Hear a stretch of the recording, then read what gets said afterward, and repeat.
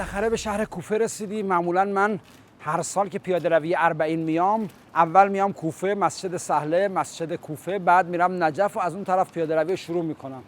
اینجا خدمت یه بزرگواری هستیم به نام ابو منتظر. تقریبا هر سال مهمون ایشون هستیم و دیگه حالا بعد با ایشون تماس بگیرم، مزاحمشون بشیم. بعد انشاءالله ادامه داستانهای سهله و کوفه رو بهتون تقدیم خواهم کرد.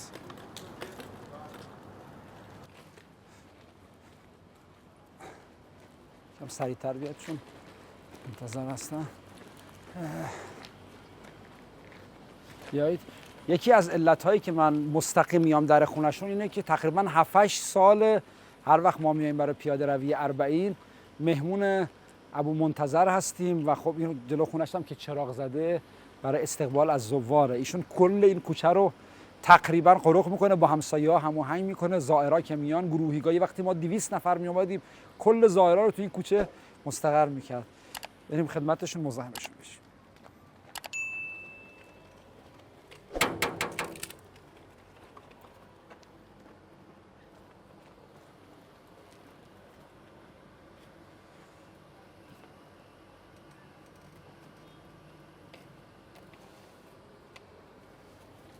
سلام علیکم و رحمت الله. سلام علیکم و رحمت الله. ببخشید زحمت شد، خواهش میکنم. سلامت باشید.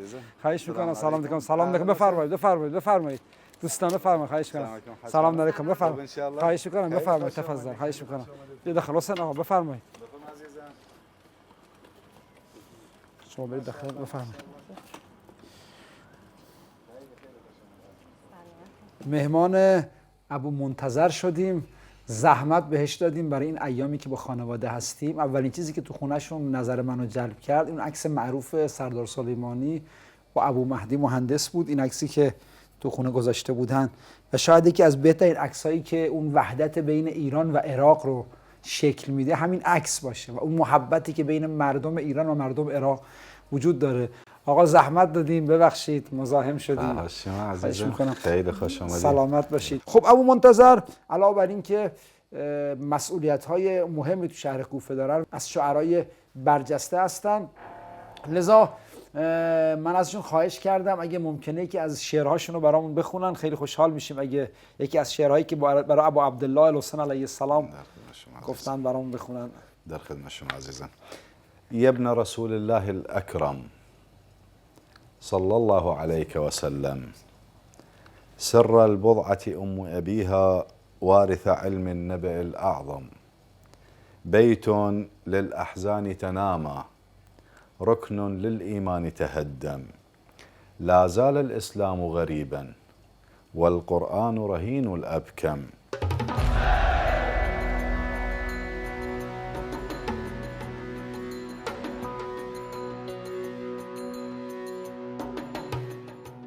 الشعر بحق امام الزمان. من گفتم به این قصیده، این شعر آقا جان امام زمان همه دنیا الان به دست ظالم. درست یعنی؟ بله. من و همه ملت عراق و ملت ایران، همه دنیا، همه احرار دنیا، شیعه امیر المؤمنین اشتیاق لمشاهدة امام الزمان. انهاء الظلم مثل عهد صدام رفت لعنة خدا ان شاء الله، اقامة الدولة العدل الالهی ان شاء الله.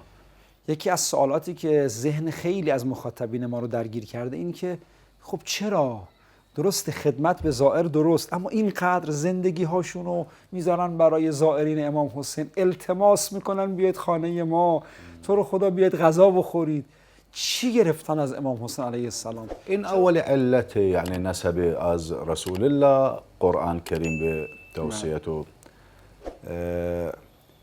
دو علت، امام حسین علیه السلام بزرگ به تضحیات روز کربلا، به روز عاشورا تضحیات خیلی عالی، هم فرزند، هم ابوالفضل، هم علی اصغر علیه السلام، حضرت زینب، چی اذیت از روز کربلا، مصیبت سنگین، مصیبت اوج مصیبت امام سنگین بوده.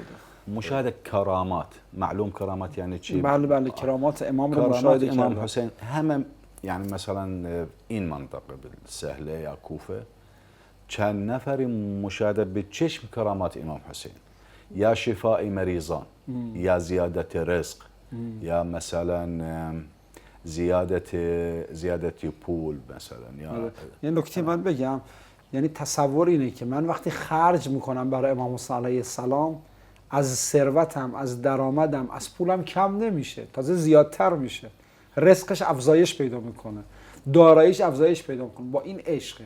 ولی نکته مهمتر این که آخرین نگاه اینه که حالا من یه چیزی هم از امام حسین علیه السلام بگیرم. اولین نگاه اینه، دقت کردید؟ خانواده پیغمبر، پس احترام میذارم. مصیبت سنگینه، پس وظیفه‌مه که در مقابل این مصیبت سنگین احترام بذارم و منم یه قدمی برای ابو عبدالله الحسین علیه السلام بردارم و این خیلی قابل تأمله. عزیزان من و شما چه قدمی برای امام حسین علیه السلام برداشتیم؟ قدم قدم با فرشته ها، با پیامبرات حسین، ما تنها نیستیم که تو مسیرن همه دنیا حسین. ستون ستون دار زائر تو به آسمون میرسه، یه روزی این پاهای پیاده به دادمون میرسه.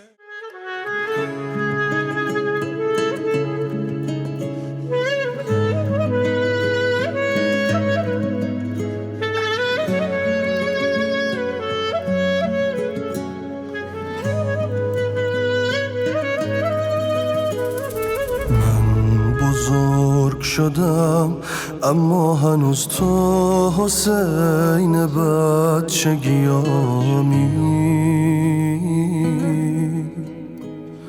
مادرم میگفت از امام حسین تا ابد هرچی که داری. دلتنگتم کاش بیام پیش دیگه بر نگردم. تو که میدونی من چقدر دلتنگ بین الحرمینم. خوش به حاله اونی که اومد حرم تو رو دید. آخ بمیرم واسه حلم ناصرن ینصرونید. واسه دردم دوایی غیر امام حسین که نیست.